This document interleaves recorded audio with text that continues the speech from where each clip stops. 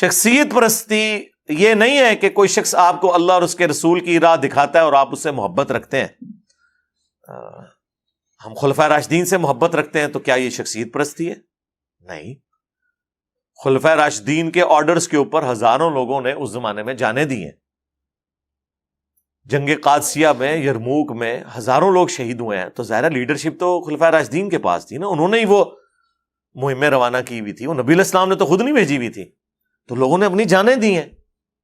حضرت علی کے حکم کے اوپر جنگ جمل صفین نہروان میں لوگوں نے ان کی محبت میں اللہ کی اطاعت کرتے ہوئے جانیں دی ہیں، اطیعوا اللہ و اطیعوا الرسول و اولی الامر منکم۔ تو اس کو آپ شخصیت پرستی نہیں کہیں گے۔ شخصیت پرستی اس وقت شروع ہوتی ہے جب آپ اللہ اس کے رسول کے احکامات کے خلاف کسی کی بات مانیں، جو قرآن میں ساتھ ہی آیا ہے، اطیعوا اللہ و اطیعوا الرسول و اولی الامر منکم فان تنازعتم فی شیء فردوہ الی اللہ والرسول۔ اگر تمہارا جھگڑا ہو جائے، اللہ اور اس کے رسول سے پھر فیصلہ کروانا ہے، آپس میں کوئی تنازع ہو جائے، ان کنتم تؤمنون باللہ والیوم الآخر، اگر تم واقعی اللہ پر ایمان رکھتے ہو اور یوم آخرت کے اوپر، پھر تمہارا ایٹیچیوڈ یہ ہوگا۔ اس کی کئی ایک مثالیں ہیں، میں نے مسئلہ 197 بڑا تفصیلی ریکارڈ کروایا تھا، اماموں کی گستاخی کا الزام، اس میں بھی میں نے یہ چیز بتائی تھی۔ بخاری مسلم دونوں میں حدیث ہے، حضرت حسان ابن ثابت مسجد میں بیٹھ کے نعتیہ اشعار سنا رہے تھے، تو حضرت عمر وہاں سے گزرے، امیر المومنین تھے، روب تھا، سب کچھ تھا، زبان سے انہوں نے کچھ نہیں کہا، صرف انہوں نے یوں کھڑے ہو کے دیکھا۔ ان کو بھی سمجھ آ گئی کہ یہ کیوں اس طرح کر کے دیکھ رہے ہیں، ظاہر سمجھدار لوگ تھے، اور پھر حضرت عمر تو ابھی کھڑے بھی نہیں ہوتے تھے۔ ہاں، انہوں نے کہا جی کوئی مسئلہ خراب ہو گیا، تو اس سے پہلے کہ حضرت عمر کوئی بات کرتے انہوں نے کہا اس طرح نہ دیکھ میری طرف، تجھ سے بہتر شخصیت مسجد میں ہوتی تھی، میں ان کے سامنے بھی نعتیہ اشعار پڑھتا تھا۔ ٹھیک ہے، ویسے آج کل کو مولوی ہوتا کہنا جی تینوں لام ہو گیا کہ میں کے پاس سوچنا وا، اپنی عزت بچانی ہوتی نا اگر، ہاں ان کو آپ اس طرح کریں نا، دیکھو کتنے دماغ گیا ہے میرا، کہتے ہیں وچو کیسی کیسی گلاں کٹ رہا ہے۔ یہ میں آپ کو نیچرل بتا رہا ہوں، اگر اس وقت کوئی مولوی آپ کو یوں کر رہا ہے اور آپ دیکھ رہے ہیں اور آپ آگے سے آپ کو پتا چل گیا کہ اس کو کیا تکلیف ہو رہی ہے، آپ بولے نا وہ اپنی عزت بچانے گئے گا تنوں لام ہو گیا، میں کوئی اور شاید دیکھ رہا تھا، میں تو تک رہا تھا پیچھے ٹوٹی جو پانی کے اوپر نکل رہا ہے وہ پہ دیکھتا تھا۔ عزت بچانے کے لیے نا جھوٹ بول دیں گے، لیکن چونکہ حضرت عمر ایمان والے تھے، جو ان کے دل میں تھا وہ انہوں نے کہا، جب انہوں نے کہا نا اس طرح نہ مجھے دیکھ، تو ظاہر ہے یہ حضرت حسان نے جج کیا تھا کہ وہ یہ میرے شاعرانہ کلام کے اوپر ایسا ان کو فیل ہو رہا ہے، ظاہر ہے ایک آکورڈ کام تو ہو رہا ہے نا۔ اس زمانے سے کیڑی محفل ملاد ہوندی سی حضرت عمر دے زمانے کہ وہ عادی ہوندے کہ ہاں یار ایک اور محفل اج لگی ہے۔ اچھا، تو حضرت عمر نے کہا کہ اپنا گواہ لے کر آؤ، انہوں نے کہا یہ ابو ہریرہ بیٹھے ان سے پوچھیں، تو حضرت ابو ہریرہ نے کہا کہ اے امیر المومنین میں گواہی دیتا ہوں کہ نبی علیہ السلام نعتیہ اشعار سنتے تھے، نہ صرف سنتے تھے بلکہ کہتے تھے اے اللہ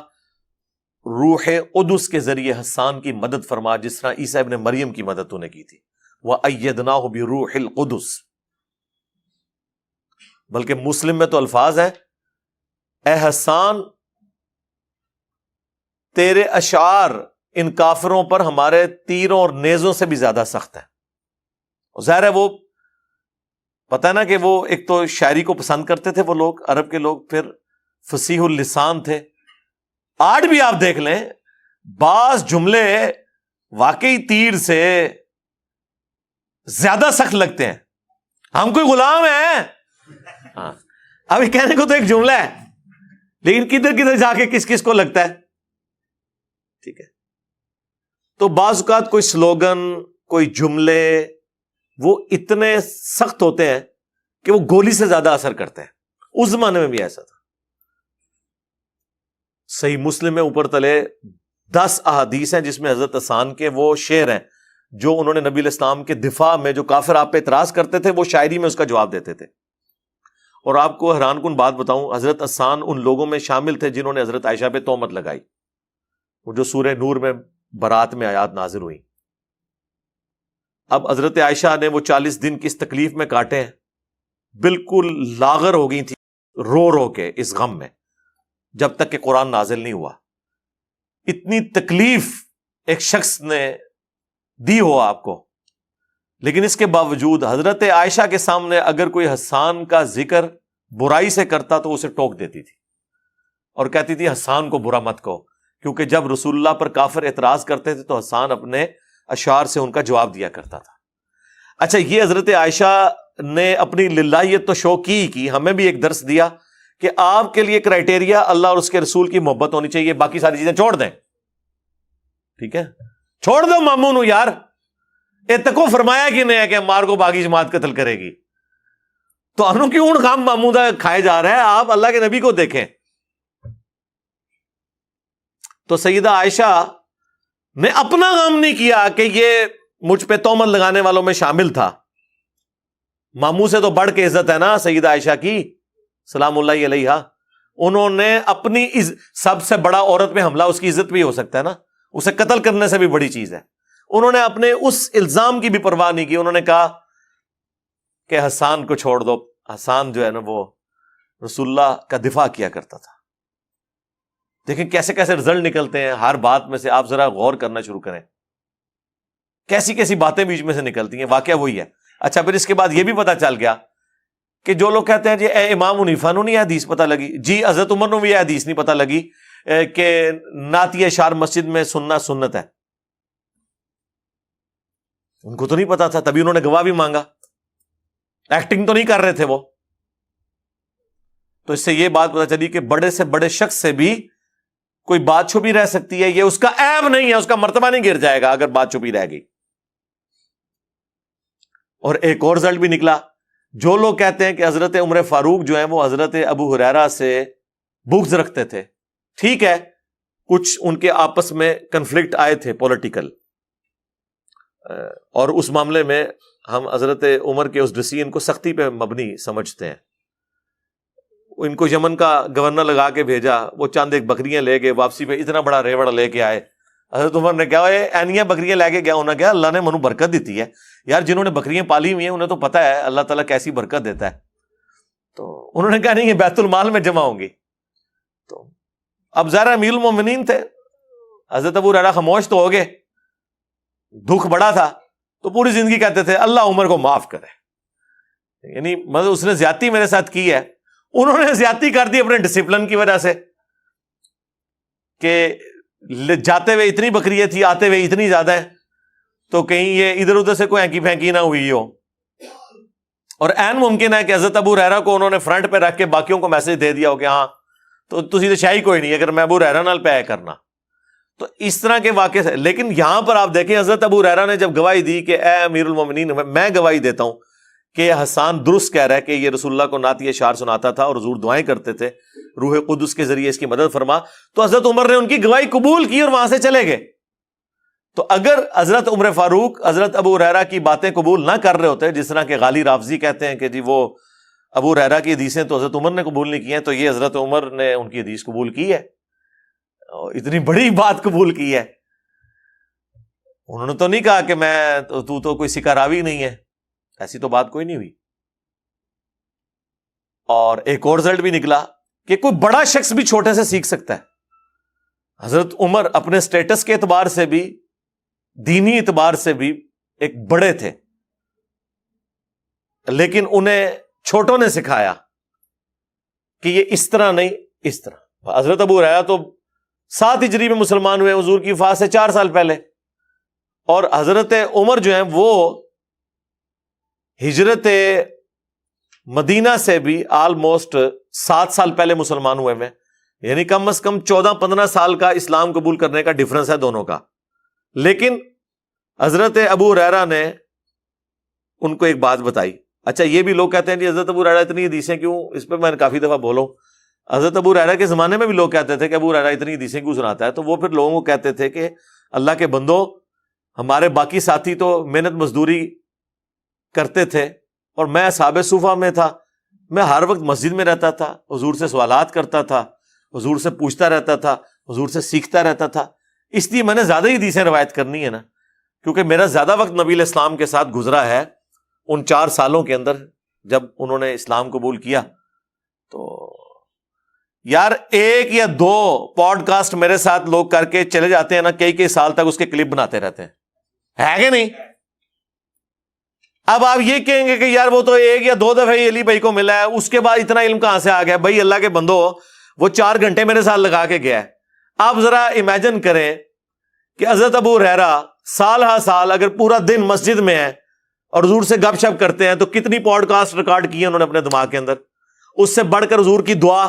بخاری مسلم میں حدیث، حضرت ابو ہریرہ کہتے ہیں کہ ایک دن رسول اللہ نے فرمایا کون ہے جو اپنی چادر بچھائے اور اس کے بعد کبھی نہ بھولے جو کچھ مجھ سے سنے؟ تو کہتے ہیں سب سے پہلے میں نے اپنی چادر پھینکی تو نبی علیہ السلام نے یوں ہوا میں کر کے یوں رکھا اور کہا اسے سینے سے لگا۔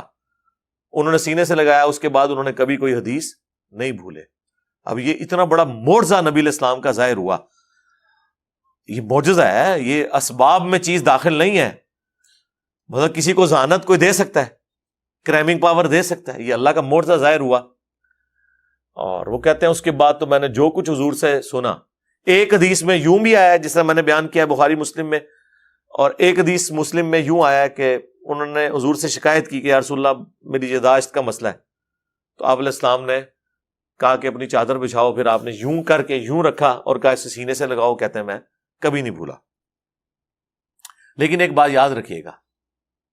بہرحال لکھنے کو پھر بھی پرائورٹی ہے۔ صحیح بخاری میں حدیث ہے، حضرت ابو ہریرہ خود کہتے ہیں کہ مجھ سے زیادہ حدیثیں عبداللہ بن عمر بن عاص کو آتی ہیں، کیونکہ میں زبانی یاد رکھتا ہوں اور عبداللہ بن عمر بن عاص لکھ لیتے ہیں۔ حضرت ابو ہریرہ خود کہہ رہے ہیں کہ مجھ سے زیادہ حدیثیں کسے آتی ہیں؟ عبداللہ بن عمر بن عاص کو، کیونکہ وہ لکھ کے یاد کرتے ہیں، میں زبانی یاد کرتا ہوں۔ آپ کو مال کسی نے پٹی پڑھا دی ہے کہ جی یہ زبانی تقریر کرنا جو ہے کوئی فن ہے اور لکھ کے کرنا جو ہے کوئی عیب ہے۔ اللہ کے ہاں تو لکھنا بہتر ہے۔ اللہ نے اس کو فخریہ بیان کیا، الذی علم بالقلم، اللہ ہے جس نے قلم کے ذریعے علم سکھایا۔ لکھ کے بات کرنا، نوٹس بنانا، اپنے نوٹس چیک کر کے تاکہ کوئی بات بھول نہ جائے، یہ کرنا یہ کوئی عیب نہیں ہے، یہ خوبی ہے۔ پوری دنیا کا علم لکھ کے ٹرانسفر ہوا ہے نا، چاہے وہ ٹائپنگ کے ذریعے لکھا جائے، چاہے کاتب کے ذریعے لکھا جائے۔ آج بھی جو کتابیں ہیں، چاہے آپ پی ڈی ایف پڑھ لیں، چاہے ہارڈ کاپیز پڑھ رہے ہیں، لکھ کے علم ٹرانسفر ہوا ہے نا۔ زبانی تو ہوتا نا تو پھر یہی ہونا تھا کہ کبھی کسی نے کوئی آیت غلط پڑھ دینی تھی تقریر کے اندر، کبھی کسی نے کسی ملک کی باؤنڈری کسی ملک کے ساتھ ملا دینی تھی، کبھی کسی نے نبیوں کی تعداد ہی غلط بتا دینی تھی۔ یہ زبانی کلامی کے جو اوور کانفیڈنس ہونے کے پھر یہ نتائج ہوتے ہیں نا کہ جب آپ لکھ کر، کبھی کوئی خاتم النبیین سے ہی نہیں بول سکتا۔ اللہ کے بندو، زندگی میں ایک دفعہ تم لوگوں نے حلف نامہ پڑھنا ہوتا ہے، ایک دن پہلے بلا کے 4 دفعہ پریکٹس کر لو نا، 5ویں کلاس کا بچہ تو وہ بھی صحیح لفظ بول دے گا، لیکن نہیں، اوور کانفیڈنٹ۔ اردو ہے ہماری زبان ہے، ہم پڑھ لیں گے، اردو تو بڑی ہو کیجیے، اللہ نے بندے ہو انگلش سے زیادہ مشکل زبان ہے یہ، اتنے نقطے ہیں، اتنے ایشوز ہیں۔ انگریزی میں تو کوئی نقطہ ہی نہیں ہے، ایک آئی کا ہے وہ بھی معصوم سا ہے، باقی تو پوری انگریزی میں کوئی نقطہ ہی نہیں ہے۔ کتنی بڑی خوبی ہے اس زبان کی، نقطہ ہے ہی نہیں ہے، اسی لیے تو وہ جوائنٹ رائٹنگ بھی اس کی اتنی تیزی سے ہو جاتی ہے۔ نقطے پاندے رہتے تھے، پھر تسی انگریزی بھی، میں انجینئرنگ کر پہنا تسی ڈاکٹری دی تعلیم حاصل کر پڑنے۔ تو اس لیے ان چیزوں کو عیب کے طور پر نہیں شمار کیا جاتا۔ تو وہ بات شروع ہوئی تھی، حضرت ابو ہریرہ سے زیادہ حدیثیں عبداللہ بن عمر بن عاص کے پاس تھی، کیونکہ وہ لکھ کے حدیث کو سیو کرتے تھے، اور ان کے شاگردوں کے صحیفے پھر بعد میں ٹرانسفر بھی ہوئے۔ تو بات سوال شروع ہوا تھا شخصیت پرستی، جو کہ سوال کریٹیکل تھا، اس لیے میں اس پہ لمبا ٹائم لیا ہے بولتے ہوئے کہ شخصیت پرستی سے بچنے کا آسان طریقہ یہ ہے کہ جس شخص کی بات قرآن و سنت کے مطابق ہے وہ آپ لے لیں، اور قرآن و سنت کے مطابق نہیں ہے تو اس بات کو چھوڑ دیں، شخصیت کو نہ چھوڑ دیں۔ اے مولوی تو غلط کہانی کراندا ہے، یہ ہے ہمارا علماء سے اختلاف ہے کہ بندہ ہی چاٹ دو، تو پھر سرکار تو آڑے تھے اگلے پچھلے سارے فارغ جے، یہ نہ کرے، بندہ کو چھوڑ دیں، ساروں کو سنیں، اور اس کے بعد جس کی بات قرآن و سنت کے مطابق ہو لے لیں، اس کی باقی باتیں چھوڑ دیں۔ اگر آپ یہ قدغن لگائیں گے نا کہ آپ نے اس بندے کو ہی چھوڑ دینا ہے، تو پھر اس کا تو اینڈ رزلٹ، پھر تو یہ سب سے پہلے تو چھوڑے نا اپنے ابوں کو، جن کی ہم نے کتنی کتنی غلطیاں بتائی ہیں، کوئی چھوڑنے کے لیے تیار نہیں ہو رہا، بلکہ اپنے ابوں کی محبت میں دوسروں کے ابوں کو، اور جو غلطی ہائی لائٹ کر رہے ہیں اس کو گالیاں نکالنا شروع کر دیتے ہیں، اور پھر آپ سے کہتے ہیں جی اینوں نہ سنا کرو۔ تسی انہوں نے سن رہے ہو اور ان کی کتابیں پڑھ رہے ہو جنہوں نے اپنے ناموں کے کلمے پڑھائے ہوئے ہیں. ابھی دیکھیں نا ہم نے کیسی چیز پکڑ لی ہوئی ہے ان کی.